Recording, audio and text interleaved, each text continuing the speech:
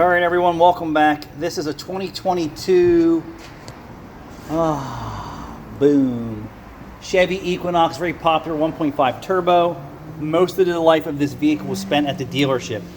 It's just over 200,000 miles. The last place that she was in for service was the dealership for an oil change. They left our oil change sticker that was in there from a few oil changes ago with shitty service to get. I would expect even at the dealership that the oil change sticker would come off, a new one would be attached to the windshield and say, please return for service at 3,000, 5,000, 10,000, whatever they're recommending, which is completely absurd.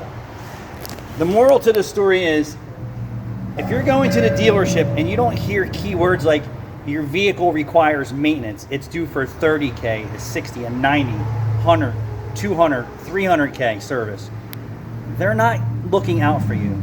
You should be hearing things like coolant flush, fuel injection service, GDI service, throttle body clean, PCV valves, and anything else that they see wrong with your car. This customer claims she wasn't being advised. So let me just take you through it.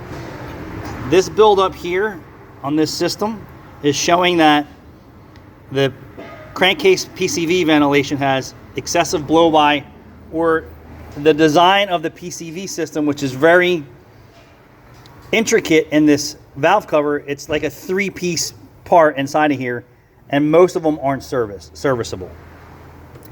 The ones on the outside, I think you can, depending if they have tamper-proof screws or not.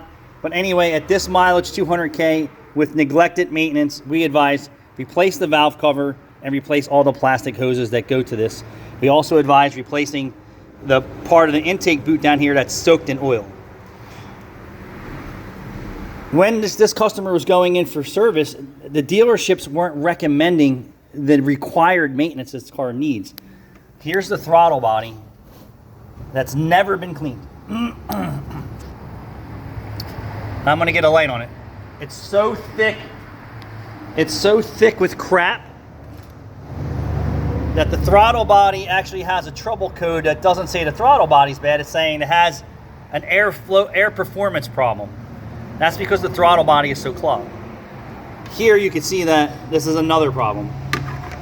Go to the dealership, they know these cars, and they know how problematic certain things are, and they should be advising you like, hey, you should be doing this because we know that this PCV system at 100,000 miles, with the lack of the proper care and the constant maintenance, you're in the danger zone of blowing up your turbo, blowing out your rear main seal, causing havoc on your car.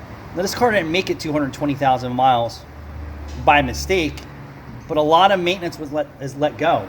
I didn't even pop the air filter because I don't even care at this point. We're not even moving on to fixing it properly. So here's what she should. I don't know what's wrong with my car. The engine light's on. It's going in the limp mode. And then this is the intake tube here that was cracked and blown open. Now it's got oil residue and stuff inside of there. Is it from excessive blow-by? Is it from a multitude of things? Well, one, it's a multitude of not being advised for the things that they see and know. The PCV system should have been serviced at least once in 200,000 miles. It should be on its second service, at minimum. That's even overdue. The intake hose is showing signs that there's excessive blow-by and things going on.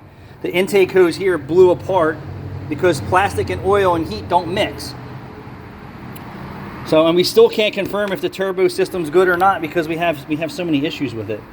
So the customer agreed to clean the throttle body, calibrate the system, replace the intercooler plumbing from intercooler to throttle body, and diagnose and report after that. Coolant's low. This is how I got this car. I got it with the oil, no reading on the stick, and she's doing them 6,000 miles. They should have already warned her, stop doing 6,000 mile oil changes. You're not hearing keywords at your service providers like transmission service, transfer case, differential, PTO, sunroof drain maintenance, cabin air filters, throttle body services, tune-ups. You're in the wrong place. You're in the wrong place.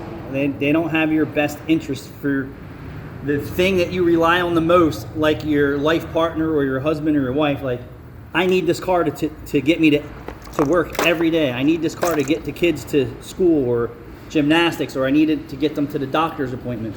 I can't have it breaking down. I can't have unexpected failures when the signs are right in front of your face for a lot of these shops out. So if you're going and you're just getting an oil change and you don't hear that there's anything wrong mechanically with your car, ask a question. Do you guys see anything wrong with the car? They may not even look. You may not even had a guy that was working on your car like the Quick Lubes that even knows what a bad brake pad looks like, or a blown strut. Or they didn't check it. Hey, can you check my car out while it's here and let me know what's going on? Yes. Look at the tires, look at the brakes, look at the front end. Is there anything that you noticed in the car that you're not happy with? Do the remotes work? Is there intermittent issues? Is the windows broke? You know, a lot of people just ignore all that because they know it costs money, but you spend more time probably in your car than you spend with your husband or your wife or your children.